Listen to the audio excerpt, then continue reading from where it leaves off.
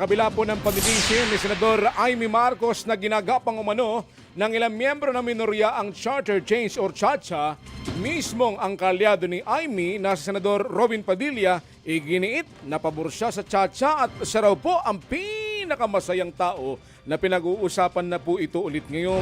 Narito ang report ni Mayan Los Baños.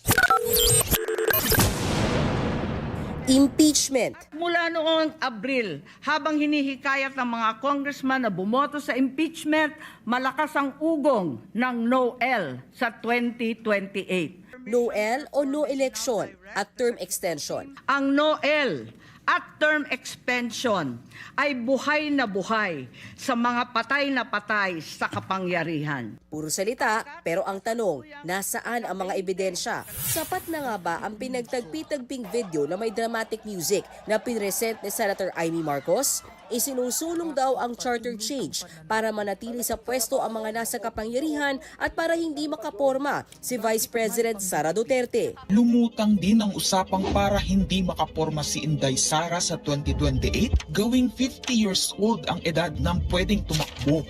Pati ang ilang senador, lalo na si Senator Mig Zubiri, napailing sa video. I just want to point out that the video that the lady senator presented was obviously opinionated, a propaganda tool, right?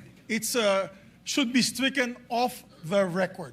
Totoo namang may panukala ng charter change at merong mga nakabinbing panukala tungkol dito. Pero hindi naman yan sikreto. Gate pa ni Senator Kiko Pangilinan na dating chairperson ng Committee on Constitutional Amendments ng Senado ni isang beses ay hindi sila nagkaroon ng pagdinig tungkol sa CHA-CHA.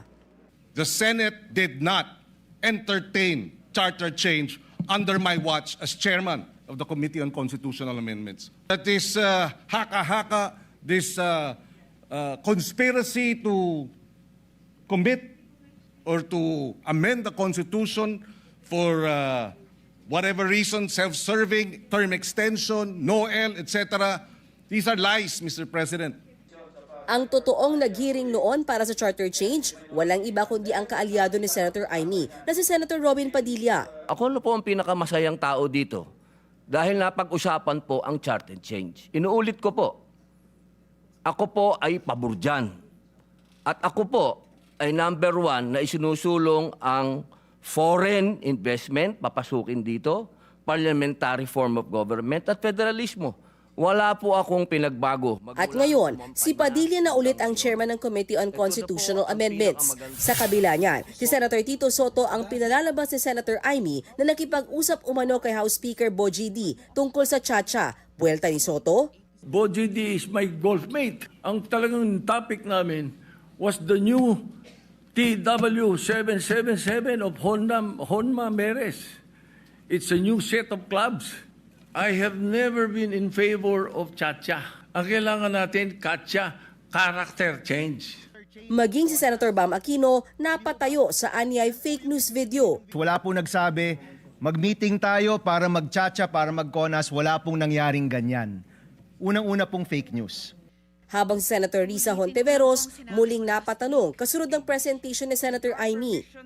Ganito na ba kababa ang inaabot ng politika sa Pilipinas? Nakaka-offend din kasi yung mga sinasabi ng ilang senador tungkol sa akin na sadyang sinungaling, na lahat daw na lumalabas sa bibig ko ay lahat all BS, outright lies, at yung iba pa may pahaging na kinakailangan daw ako ipasok sa mental institution.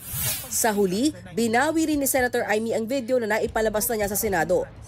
Samantala, sa panayam ng programang Sa Totoo Lang sa 1PH, binira ni dating Senator Antonio Trillanes IV naman ang mga makaduterteng senador. Simula po nung pumasok yung mga Duterte senators, talagang binalahura nila, hindi lang itong Senado eh. 'Di ba? Sanay kasi sila na yung buong democratic institutions. Nasanay sila eh kay Digong. What do you expect from them? 'Di ba talagang puro fake news, puro panloloko. Nagbabalita mula sa Frontline, Mean Los Baños, News 5. Mga kapatid, patuloy po kayong tumutok sa 105.9 True FM para sa totoong balita, impormasyon, music, and entertainment. Mag-subscribe sa aming YouTube channel at podcasts. At sundan nyo rin po kami sa Facebook, Instagram, X, TikTok sa True Network PH. Bisitahin din po ang aming website, truefm.ph, at panoorin kami sa True TV Signal Channel 19. Kami po ang 105.9 True FM. Laging true sa'yo, kapatid.